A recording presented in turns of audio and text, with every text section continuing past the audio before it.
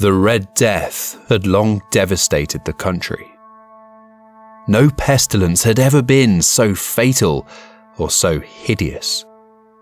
Blood was its avatar, and its seal, the redness and the horror of blood.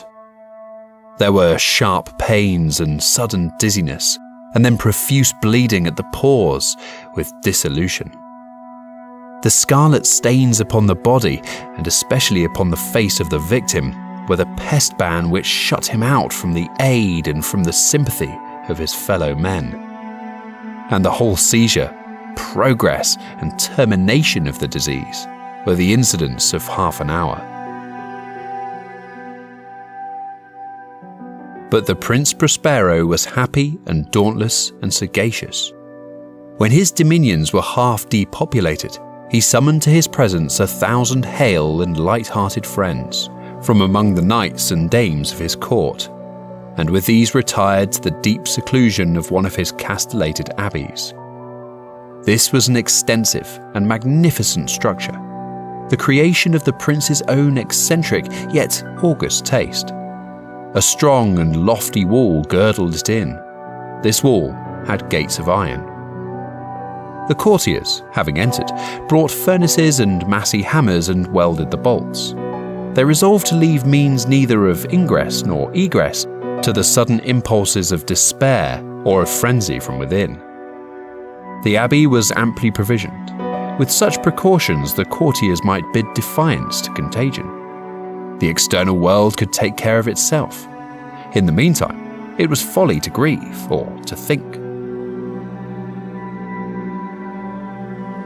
The prince had provided all the appliances of pleasure.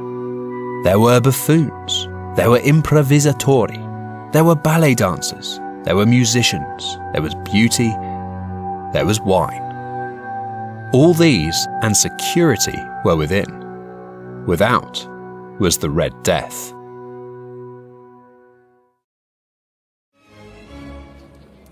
It was towards the close of the 5th or 6th month of his seclusion, and while the pestilence raged most furiously abroad, that the Prince Prospero entertained his 1,000 friends at a masked ball of the most unusual magnificence. It was a voluptuous scene, that masquerade. But first, let me tell you of the rooms in which it was held. These were 7, an imperial suite.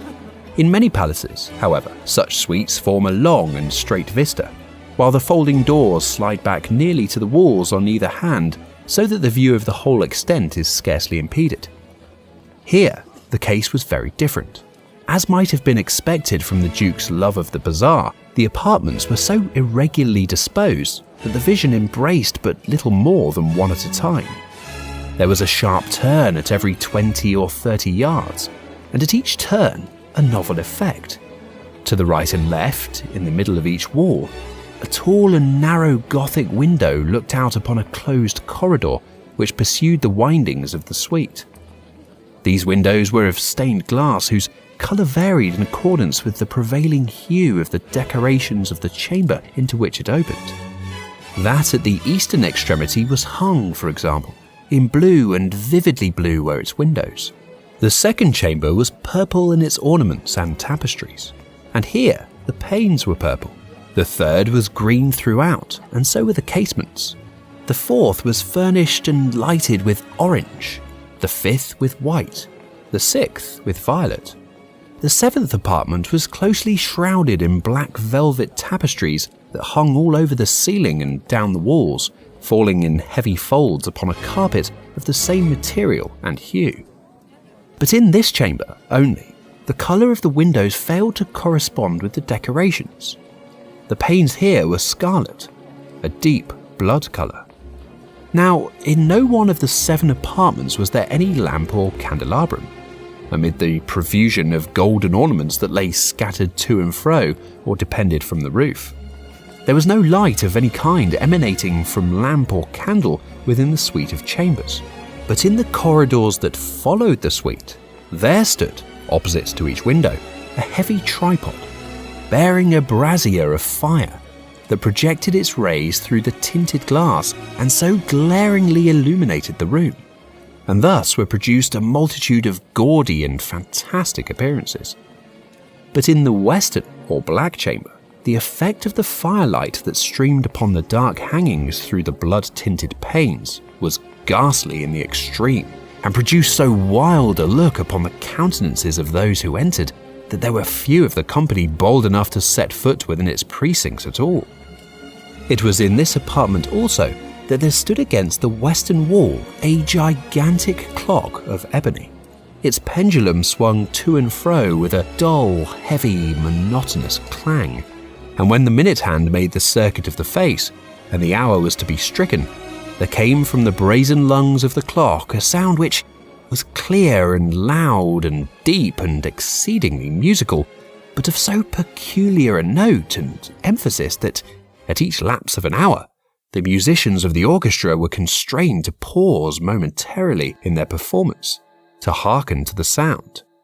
And thus the waltzers perforce ceased their evolutions, and there was a brief disconcert of the whole gay company, and, while the chimes of the clock yet rang, it was observed that the giddiest grew pale, and the more aged and sedate passed their hands over their brows as if in confused reverie or meditation. But when the echoes had fully ceased, a light laughter at once pervaded the assembly. The musicians looked at each other and smiled as if at their own nervousness and folly, and made whispering vows, each to the other, that the next chiming of the clock should produce in them no similar emotion. And then, after the lapse of 60 minutes, which embraced 3,600 seconds of time that flies, there came yet another chiming of the clock, and then with the same disconcert and tremulousness and meditation as before. But in spite of these things, it was a gay and magnificent revel. The tastes of the Duke were peculiar. He had a fine eye for colours and effects. He disregarded the decor of mere fashion. His plans were bold and fiery, and his conceptions glowed with barbaric lustre. There are some who would have thought him mad. His followers felt that he was not. It was necessary to hear and see and touch him to be sure that he was not. He had directed, in great part, the movable embellishments of the 7 chambers upon occasion of this great fete, and it was his own guiding taste which had given character to the masqueraders. Be sure they were grotesque. There were much glare and glitter and piquancy and phantasm, much of what has been since seen in Hernani. There were arabesque figures with unsuited limbs and appointments. There were delirious fancies such as the madman fashions. There were much of the beautiful, much of the wanton, much of the bizarre, something of the terrible, and not a little of that which might have excited disgust. To and fro in the 7 chambers there stalked, in fact, a multitude of dreams. And these, the dreams, writhed in and about, taking hue from the rooms, and causing the wild music of the orchestra to seem as the echo of their steps. And, anon, there strikes the ebony clock, which stands in the hall of the velvet. And then, for a moment, all is still, and all is silent save the voice of the clock. The dreams are stiff, frozen as they stand, but the echoes of the chime die away. They have endured but an instant, and a light, half-subdued laughter floats after them as they depart. And now again, the music swells, and the dreams live and writhe to and fro more merrily than ever, taking hue from the many tinted windows through which stream the rays from the tripods. But to the chamber which lies most westwardly of the 7, there are now none of the maskers who venture, for the night is waning away, and there flows a ruddier light through the blood-coloured panes, and the blackness of the sable drapery appalls, and to him whose foot falls upon the sable carpet, there comes from the near clock of ebony a muffled peal more solemnly emphatic than any which reaches their ears who indulge in the more remote gaieties of the other apartments. But these other apartments were densely crowded, and in them beat feverishly the heart of life. And the revel went willingly on, until at length there commenced the sounding of midnight upon the clock. And then the music ceased, as I have told, and the evolutions of the waltzers were quieted, and there was an uneasy cessation of all things as before. But now,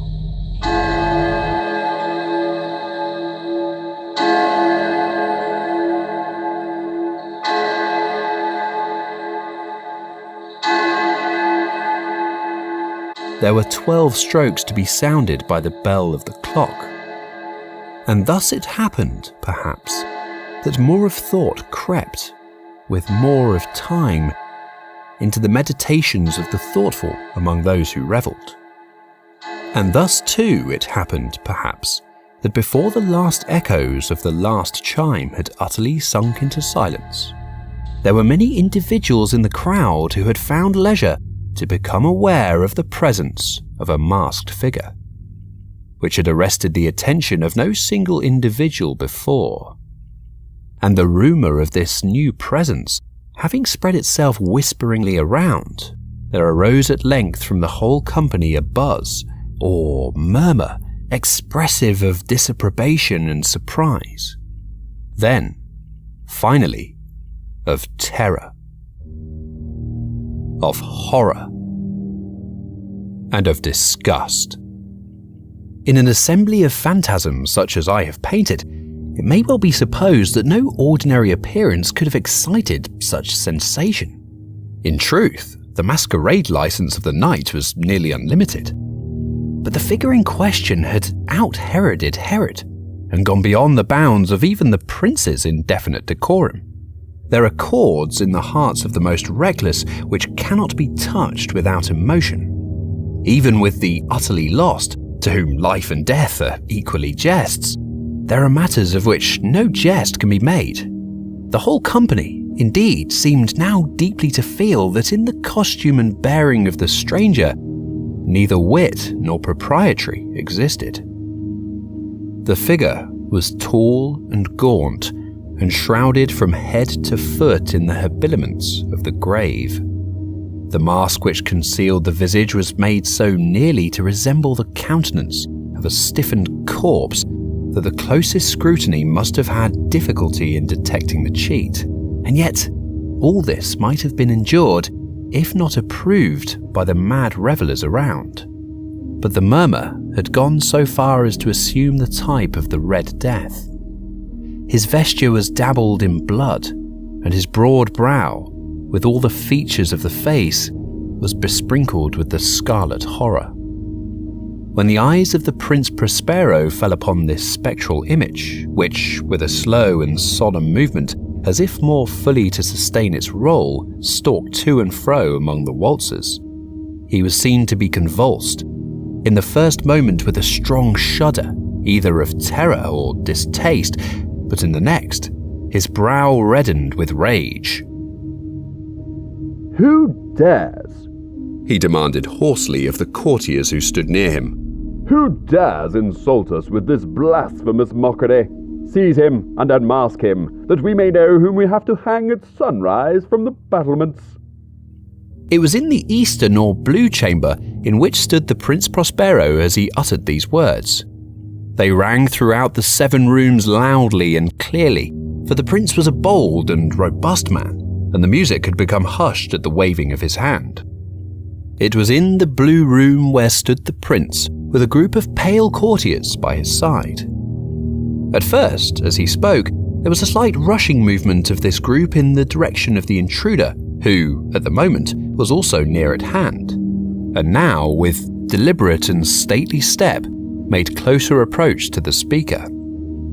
But from a certain nameless awe with which the mad assumptions of the murmur had inspired the whole party, there were found none who put forth hand to seize him, so that, unimpeded, he passed within a yard of the prince's person, and, while the vast assembly, as if with one impulse, shrank from the centres of the rooms to the walls, he made his way uninterruptedly, but with the same solemn and measured step which had distinguished him from the first, through the blue chamber to the purple, through the purple to the green, through the green to the orange, through this again to the white, and even thence to the violet, ere a decided movement had been made to arrest him.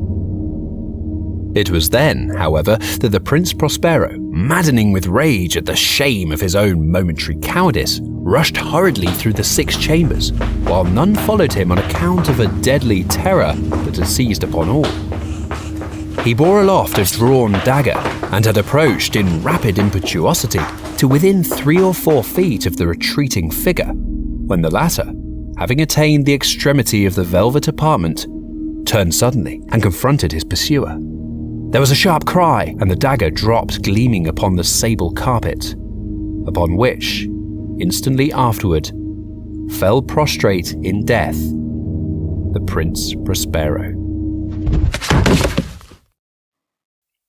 Then, summoning the wild courage of despair, a throng of the revellers at once threw themselves into the black apartment, and, seizing the mummer, whose tall figure stood erect and motionless within the shadow of the ebony clock, gasped in unutterable horror at finding the grave cerements and corpse-like mask, which they handled with so violent a rudeness, untenanted by any tangible form.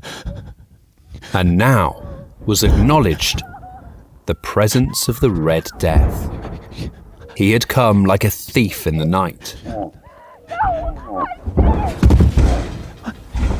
and one by one dropped the revellers in the blood-bedewed halls of their revel, and died each in the despairing posture of his fall. And the life of the ebony clock went out with that of the last of the gay, and the flames of the tripods expired, and darkness and decay and the Red Death held illimitable dominion over all.